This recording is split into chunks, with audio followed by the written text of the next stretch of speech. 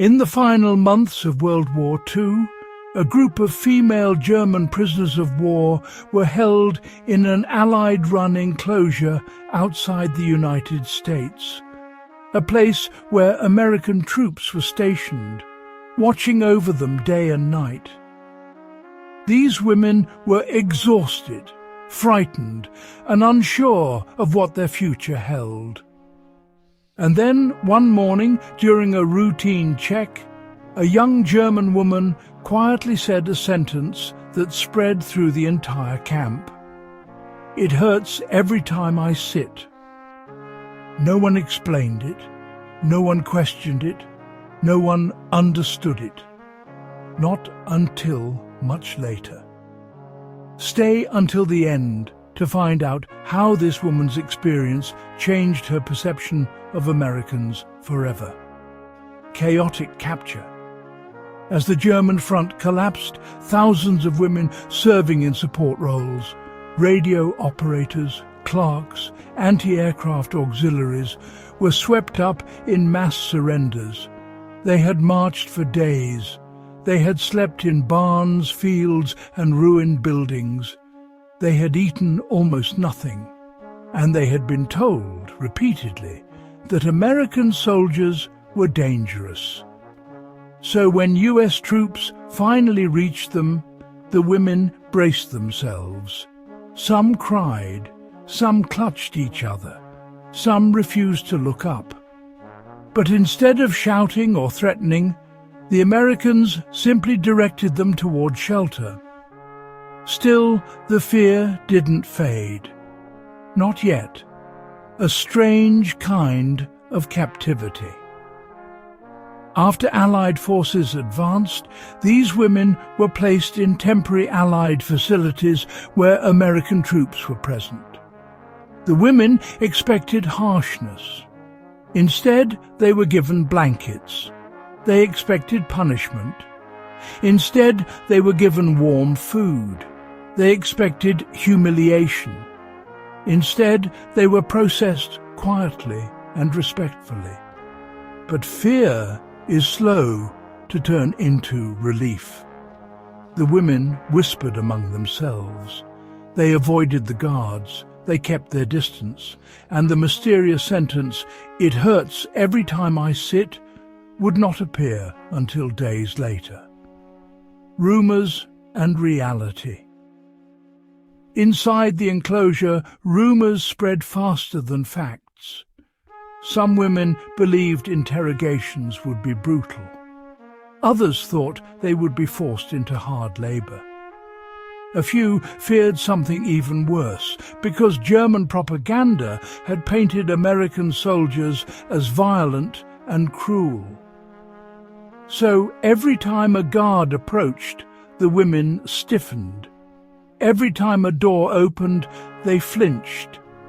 Every time they were addressed, they answered cautiously. But the Americans didn't raise their voices. They didn't push or threaten. They didn't even touch the prisoners unless medical care was needed. Still, the women remained tense. They didn't trust kindness. Not yet. The routine that changed everything. Days passed. The women were assigned simple tasks: cleaning, sorting supplies, preparing food. American medics checked on them regularly. Some women were treated for exhaustion, others for dehydration, some for injuries sustained before capture, from collapsing infrastructure, long marches, or fleeing bombardments. Slowly, the women began to relax, not fully, but enough to breathe. And then came the moment that would confuse everyone. The sentence that shocked the camp.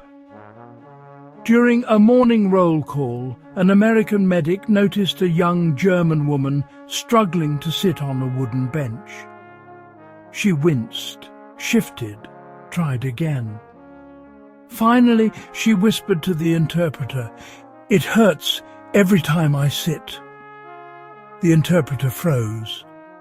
The women nearby looked away. The guards exchanged glances.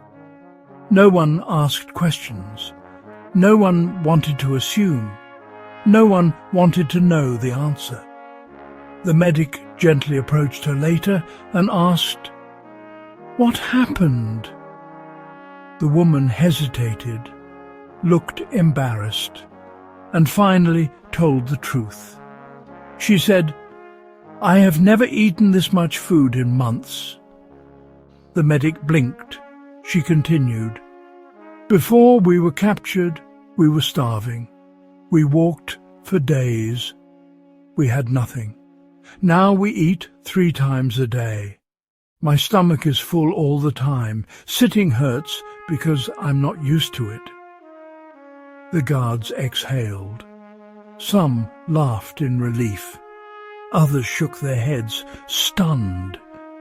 The sentence that had sounded so ominous, so mysterious, so heavy, was simply the shock of being fed, cared for, and treated with dignity by the very soldiers she had been taught to fear. What it really meant. That sentence, "It hurts every time I sit," wasn't a sign of cruelty. It was a sign of recovery.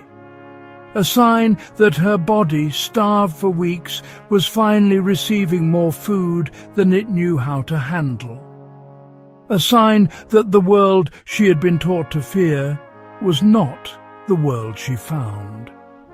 For the first time in months, these women weren't running. They weren't hiding. They weren't bracing for the next explosion or the next order shouted in panic. They were simply safe. And safety felt strange. It felt unfamiliar.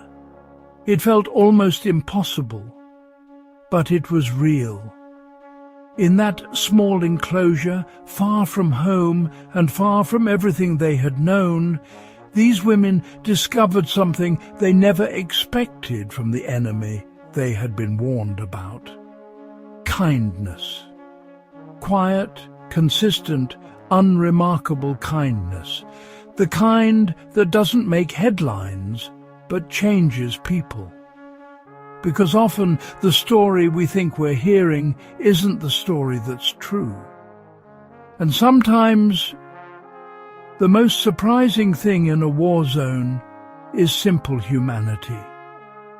This is a true World War II story, inspired by the lived experiences of German women who surrendered to American forces and were surprised by their treatment, because sometimes kindness is the twist no one expects. Do you agree? Let us know in the comments and subscribe for more true World War II stories.